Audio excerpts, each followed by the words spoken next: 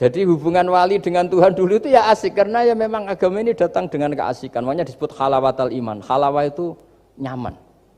Nyaman, indah. Makanya Nabi itu kalau mensifati sholat, wa qurratu aini fi sholat. Nyaman saya ketika sholat. Karena Allah itu jamil, Allah itu indah, sehingga ya nyaman.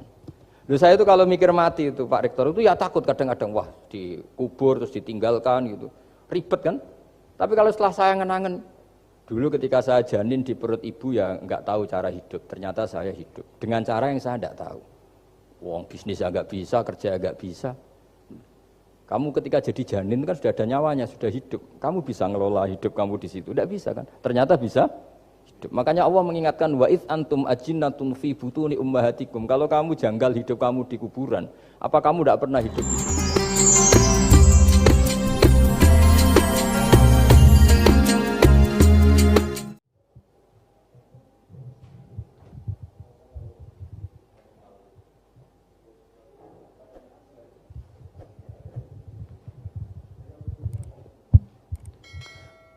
Assalamualaikum warahmatullahi wabarakatuh. Mohon berkenan Gus, saya mau bertanya karena saya bodoh akan bertanya kepada yang pintar ini, biar nggak disalahkan. Mana ya langsung ke pertanyaan, lebih penting mana antara pintar dengan cerdas? Karena ada anekdot Madura itu. Ya. Karena orang Madura kan terkenal anekdotnya ya. Pada suatu saat di sekolah SD itu ada upacara, kemudian ada di anekdot itu ada menteri yang menanyakan kepada salah satu guru bahwa tiang bendera ini berapa tingginya. Oleh guru itu manggil murid untuk naik ke tiang bendera itu untuk mengukur tingginya tiang bendera itu.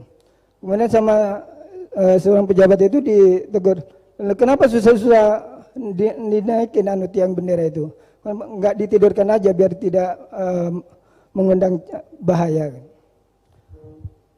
Dijawab oleh seorang guru tadi, lah tadi Bapak kan menanyakan tingginya tiang bendera. Kalau ditidurkan itu bukan tingginya, tapi panjangnya.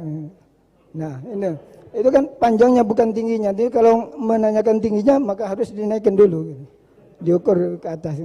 Nah itu terkait dengan anekdot itu, saya bertanya itu ya penting mana atau lebih utama mana antara pintar dengan cerdas. Terima kasih Gus. Ini karena pertanyaannya anekdot, saya jawabnya juga anekdot.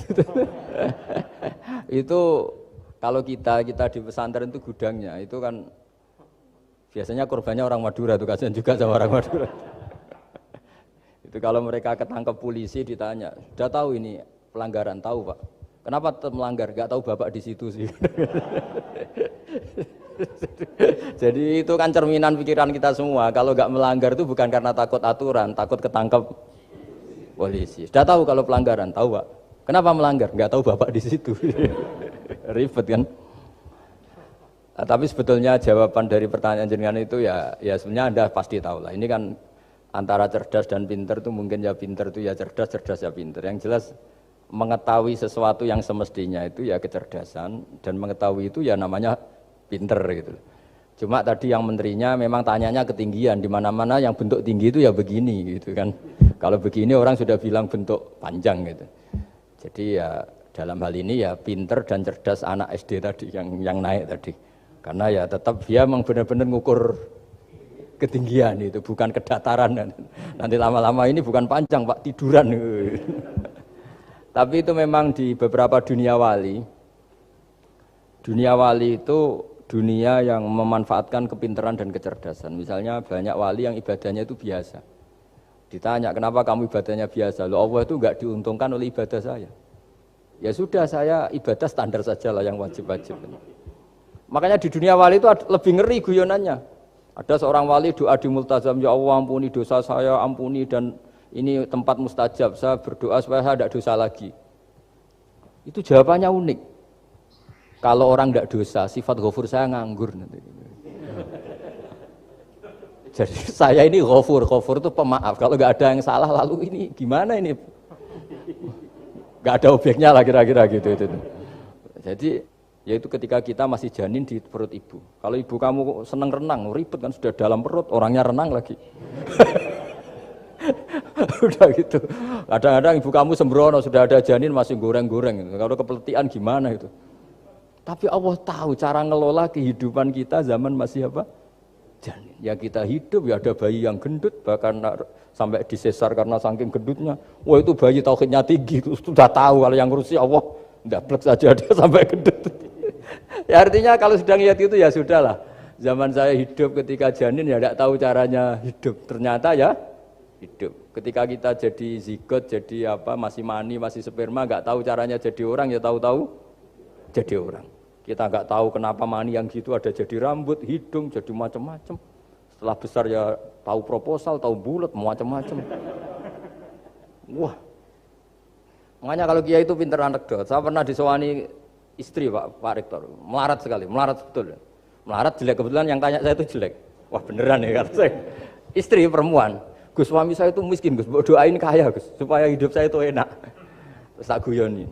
Nanti kalau suami kami kaya, pertama yang dievaluasi rumah Gus ganti ya, rumah diganti, mobil diganti, lama-lama yang diganti kamu.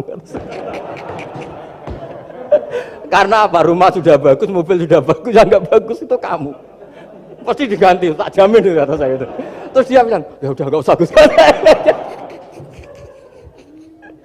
Jadi untuk karena saya ini ya mikir, saya ini kiai kan jaga image, sampai saya doakan tidak mandi kan jatuh. Ya sudah mendingan itu, mendingan tak kasih pengertian itu.